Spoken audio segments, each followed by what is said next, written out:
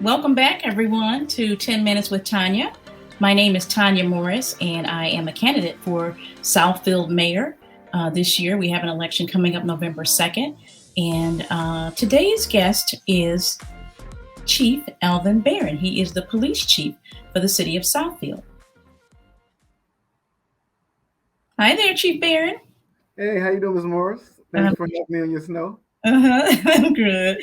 Well, welcome to 10 Minutes with Tawnya, and thank you so much for joining me today. It's just you're just a tremendous asset to our city. I was meeting with someone earlier today, and it was someone that's prominent in the Jewish community, and he was speaking as to something that you helped their community with recently. And he said, I love Chief Barren. And I said, I love Chief Barren too. I'm gonna be talking with him in a few minutes. But we're not gonna fight over you, Chief Barren. We're not gonna fight. So inquiring minds want to know, I'm going off script a little bit. The chief of police retired in the city of Detroit, and it was rumored that you were on the short list. So we would just like for you to share with the community anything you'd like to tell us about that. Yeah, so the city of Detroit did contact me in reference to me applying for the position of police chief. But I did tell them right away that I'm committed to the city of Southfield and the Southfield Police Department, primarily because more work needs to be done. As you mentioned, I've bonded with this community, set many different initiatives up, and also I'm mentoring some lieutenants and some sergeants. And so it's very important that I maintain consistency in the organization, consistency with the community. Now, that doesn't mean that at some point in my career, I won't entertain a notion to be a major city police chief, but that's a long-term goal. But right now, I'm committed to the city of Southfield and the Southfield Police Department. Well, thank you so much for your honesty. We just want to make sure you're here come November 2nd and beyond. So thank you so much for that. Absolutely. So let's dive right in. I've been repeatedly asked lately about how I would reduce crime in our city. And I often talk about reactivating neighborhood watch programs and having officers walk our streets to get to know our residents better. Can you speak to what you think are some of the biggest challenges Southfield has with crime and how residents can help deter crime in our city? When you look at the picture of Southfield as it relates to crime, we really have an issue with our domestic violence picture. And so this is a national crisis, not just here in Southfield, particularly during this pandemic where the numbers related to domestic violence have increased. And yes, they've increased in Southfield. In response to that, I have organized a high-risk response team. This team is consistent of representatives of the court. We're talking about judges and prosecutors. We have public safety officials. We have our friends from Haven and the domestic violence group under Mrs. Margaret Hall, and a number of other organizations who are community-based and residential-based who are part of this initiative.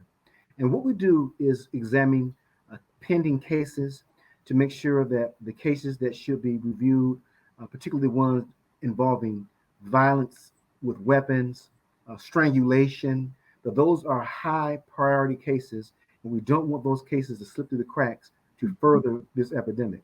And so that's one thing that I encourage the community to be involved with is paying attention to your loved ones, paying attention to your neighbors, and looking for those signs. Mm-hmm.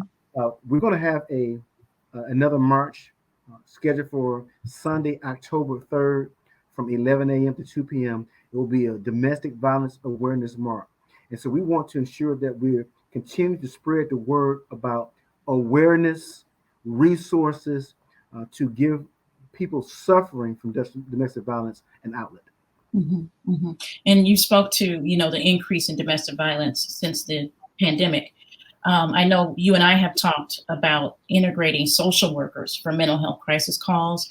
Are we still seeing a surge in these types of calls? And where are we with that type of partnership or program? I know you had spoken to me before about something taking place in Livonia that you might have been modeling, but just wanted to know a status update on that. Yes, and so Livonia has just completed the final stages of that project roughly 2 weeks ago. We're still monitoring their outcomes because here's what we know. Livonia is a like-sized city to the city of Southfield. where we have very similar runs, very similar crime volumes. And so we're going to look at how the program is managed in their city. Is it effective? Is the medical or the mental health professional, is that person uh, time spent valuable time in the research and care of individuals suffering from these symptoms? And so after we do an evaluation over a certain period, I'm looking at maybe a 6-month period, and Okay. then come before city council with the results from Livonia were, and whether or not it will benefit our city based on the data that we get from Livonia. But we're not just stopping there. The city of Southfield has trained a number of officers in crisis intervention training. Okay. And what that means to the community is right now, if there's a run reference to mental health of an individual in our community, the dispatchers send the officers who receive this training. They're the top priority runs for that training, and they understand how to manage those situations and get the persons under care in a very quick and manageable time. Excellent. Excellent.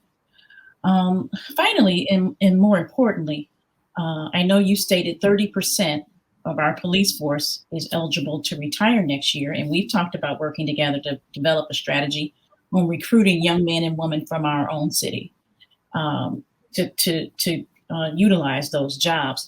Can you give an update on the numbers? Like, do you know yet who's retiring, and can you share why you believe it's important to have public safety representation from your own community?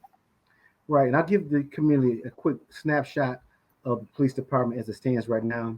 We're budgeted for 131 individuals to serve our community.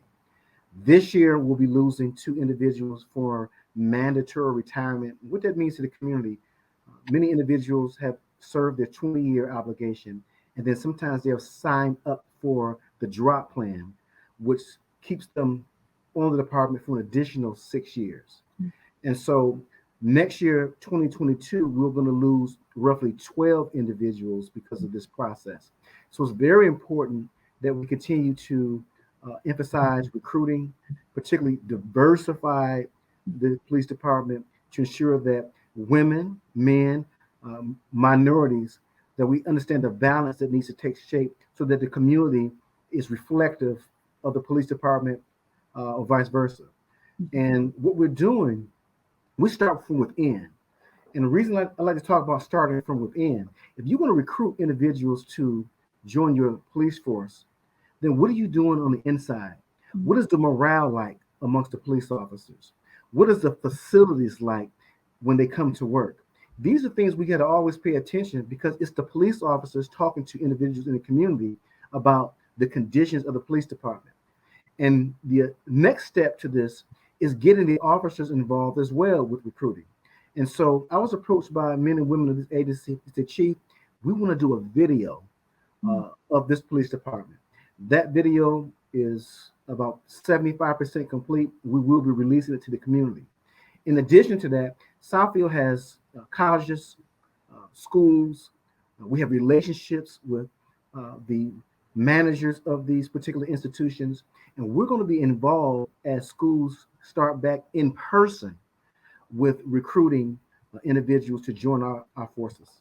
Excellent, excellent, and also just to have some of our young people have a more comfort and familiarity with the police. I'd like to maybe work with you on having like a community police, basketball game or something, just something to, have to kind of kick off that recruitment activity. Oh, I love that. And as you know, since my arrival, community programs, youth engagement is Yeah, a high priority for me. We've yeah. done a number of youth involved activities involved in the schools, churches, community groups. So that idea, I would love to work with you on that because I think we'll have a good time. We'll get some music out there. Oh, for We'll sure. get we'll get our friends from the Corvette Club to bring some nice cars. We'll make it a fun event. But Oh, I'm yeah. liking your vision. Yeah, and my family, we were all basketball hoodies, so we love basketball, and I think it would be a great event for the community. And listen, congratulations to you on your 2-year anniversary. I'm happy to hear that you're not going anywhere. Again, thank you for joining us this evening, and I look forward to working with you in the future. Oh, wow. Thank you for having me.